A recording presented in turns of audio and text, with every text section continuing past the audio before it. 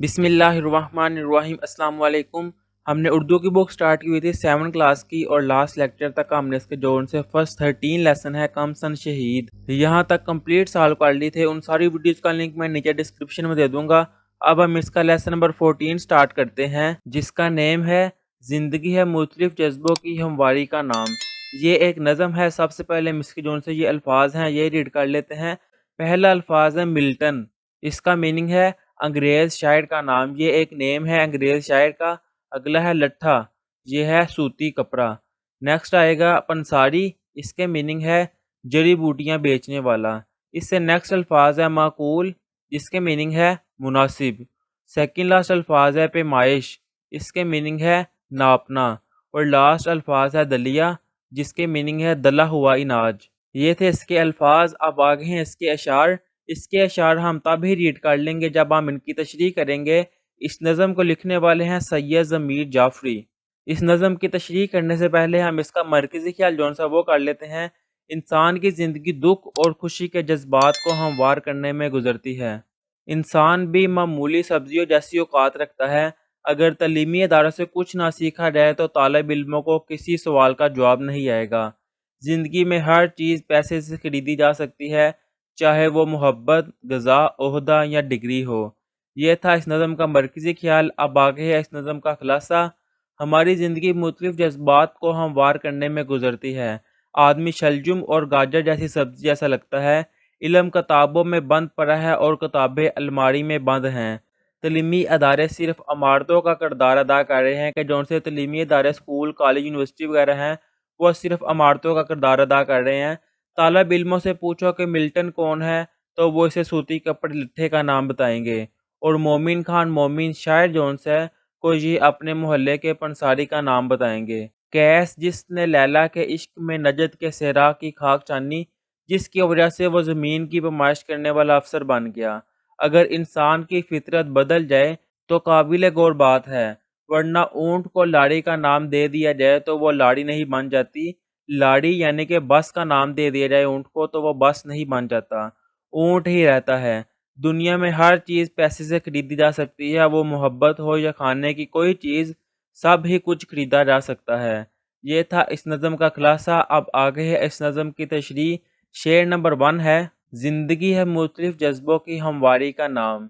आदमी है शलजम और गाजर की तरकारी का नाम। इसमें मुश्किल अल्फाज आएगा हमवारी, जिसके मीनिंग है बराबरी। इससे नेक्स्ट अल्फाज आएगा तरकारी, जिसके मीनिंग है सब्जी। अब हम इस शेर की तशरीह करते हैं।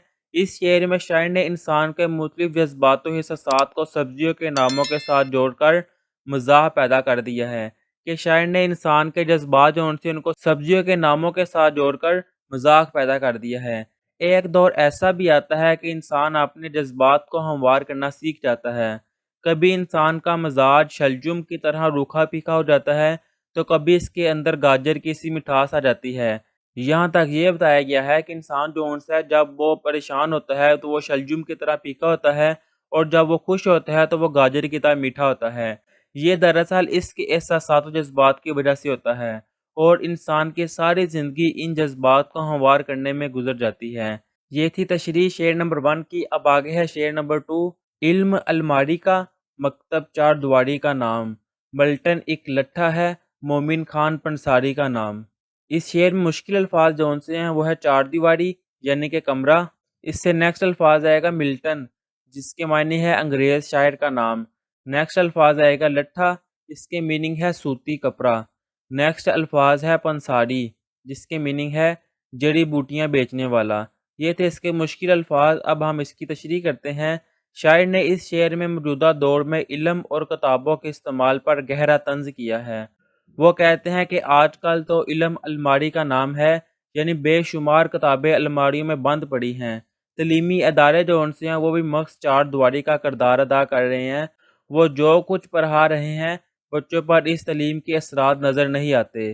तालिब इल्मों ने ना अंग्रेज़ शायर मिल्टन को पढ़ा है, ना उर्दू अदब के शायर मोमिन खान मोमिन को पढ़ा है। इनसे पूछो कि मिल्टन कौन है तो वो कहेंगे कि वो तो किसी कपड़े लट्ठे का नाम है। मोमिन खान मोमिन के मुतालिक पूछो तो बताएंगे कि ये हमारे मोहल्ले में पंसारी है, इसका नाम है। यानी आजकल के तालिब इल्मों को अदब से कुछ लेना देना ही नहीं। اس شعر کی تشریح میں شاعر کہہ رہا ہے کہ جو ان سے تعلیمی ادارے ہیں نا، وہ صرف ایک مکان کا کردار ادا کر رہے ہیں کہ بچوں کو جو کچھ بھی پڑھایا جاتا ہے بچوں پہ اس کے اثرات نظر نہیں آتے۔ یعنی کہ اگر بچے سے پوچھ لیا جائے کہ ملٹن کون ہے، وہ تو ایک شاعر ہے، لیکن بچے کہیں گے یہ ایک کپڑے کا نام ہے۔ اسی طرح اگر مومن خان مومن یہ بھی ایک شاعر ہے، اس کے متعلق پوچھا جائے تو وہ کہیں گے کہ یہ ایک پنساری کا نام ہے۔ یہ تھی تشریح شعر نمبر 2 کی۔ اب آگے ہے شعر نمبر 3۔ صاف کالر کے تلے معقول اجلی سی قمیض ہے، مختصر ہی مختصر سا میری دشواری کا نام۔ اس میں مشکل الفاظ آئیں گے۔ معقول جس کے معنی ہے مناسب، اس سے نیکسٹ الفاظ ہے اجلی جس کے میننگ ہے صاف۔ نیکسٹ الفاظ آئے گا مختصر جس کے میننگ ہے کم۔ اس سے نیکسٹ الفاظ آئے گا دشواری جس کے میننگ ہے مشکل۔ یہ تھے اس کے مشکل الفاظ۔ اب آگے ہم اس کی کرتے ہیں تشریح۔ شاعر اس شعر میں مزاحیہ انداز میں اپنے صاف ستھرے رہنے کی شکل کو بیان کر رہا ہے کہ میں صاف ستھرے اجلے کپڑے زیب تن کرتا ہوں، یعنی کہ میں صاف ستھرے کپڑے جو ان سے وہ پہنتا ہوں، میرے صاف ستھرے کالر کے نیچے صاف قمیض ہوتی ہے، بس صاف ستھرا رہنا ہی میری زندگی کی تھوڑی سی پریشانی ہے جس کا سامنا مجھے روز کرنا پڑتا ہے، کیونکہ گرد و غبار کی اس فضا میں صاف ستھرا رہنا بھی دشوار ہے۔ یہ تھی تشریح شعر نمبر 3 کی۔ اب آگے ہے شعر نمبر 4۔ اس نے کی پہلے پہل پہ مائی صحرائے نجد، کیس ہے دراصل ایک مشہور پٹواری کا نام۔ اس میں مشکل الفاظ ہے صحرائے نجد جس کے میننگ ہے نجد کا صحرا۔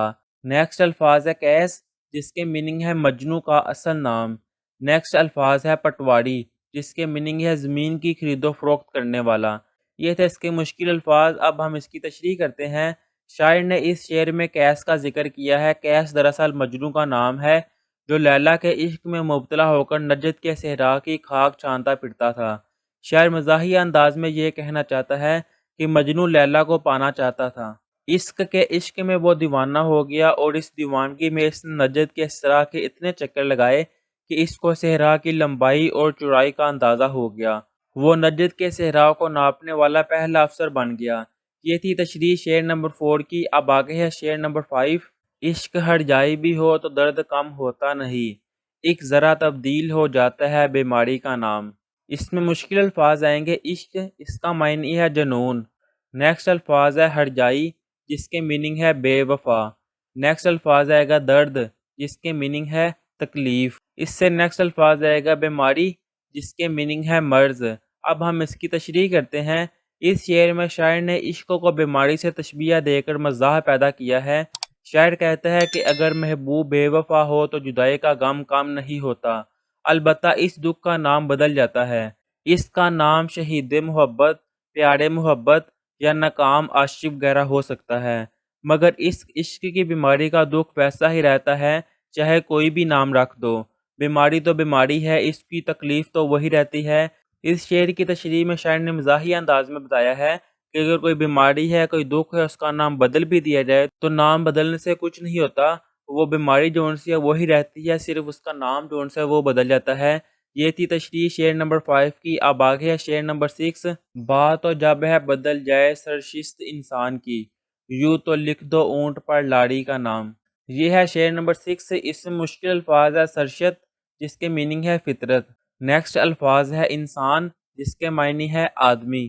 اس سے نیکسٹ الفاظ ہے لاڑی جس کے معنی ہے بس۔ یہ تھے اس کے مشکل الفاظ۔ اب ہم اس کی تشریح کرتے ہیں۔ شاعر اس شعر میں انسانی فطرت پر طنز کر رہا ہے اور کہتا ہے کہ اگر انسان کی فطرت اچھی ہو تو وہ ایک اچھا انسان ہے۔ بہت سے انسان ایسے بد فطرت ہیں کہ وہ دوسروں کو نقصان پہنچاتے ہیں، کچھ تو جانوروں سے بھی بدتر ہیں۔ جیسے اونٹ کو اگر بس کہا جائے تو وہ بس نہیں بن جائے گا، اسی طرح انسان اگر اپنی فطرت نہ بدلے تو وہ انسان کہلانے کے لائق نہیں ہے۔ یعنی کہ اس شعر کی تشریح میں شاعر کہہ رہا ہے کہ کچھ انسان ایسے بھی ہیں جو ان کی فطرت اچھی ہے اور کچھ ایسے ہیں جن کی فطرت بری ہے۔ تو شاعر یہ کہنا چاہ رہا ہے کہ اگر انسان کی فطرت اچھی ہے یا بری ہے، رہتا وہ انسان ہی ہے، چاہے وہ اچھا ہو چاہے برا ہو، تو اس کا نام بدل نہیں جاتا، رہتا وہ انسان ہی ہے۔ یہ تھی تشریح شعر نمبر 6 کی۔ اب آگے ہے شعر نمبر 7۔ دل ہو یا دلیا ہو، دنائی کے بلائے ضمیر، زندگی ہے باز ایشیا کی خریداری کا نام۔ یہ ہے شعر نمبر 7۔ اس میں مشکل الفاظ ہے دنائی جس کے میننگ ہے عقل مندی۔ نیکسٹ الفاظ ہے بلائی جس کے میننگ ہے اونچائی۔ اس سے نیکسٹ الفاظ ہے ایشیا جس کے معنی ہے چیزیں۔ یہ تھے اس کے مشکل الفاظ، اب ہم اس کی تشریح کرتے ہیں۔ شاعر اس شعر میں دنیاوی کاروبار پر طنز کر رہا ہے کہ دل ہو یا دلیاں، ہر چیز خریدی جا سکتی ہے، حتیٰ کہ عقل مندی، سمجھداری اور بلندی بھی خریدی جا سکتی ہے۔ اس دنیا میں دولت ہو تو ہر چیز حاصل کی جا سکتی ہے۔ لوگ ڈگریاں بھی خرید لیتے ہیں اور تعلیم یافتہ کہلانے لگتے ہیں۔ دراصل یہ شعر ہمارے نظام حکومت پر گہرا طنز ہے، جہاں جعلی ڈگریاں، عہدے پیسے سے خریدے جا سکتے ہیں۔ یہ تھی تشریح شعر نمبر 7 کی۔ اب آگے ہے اس سبق کی مشق۔ اس کی مشق جون سی ہے وہ انشاءاللہ ہم نیکسٹ ویڈیو میں کریں گے۔ تب تک کے لیے اللہ حافظ۔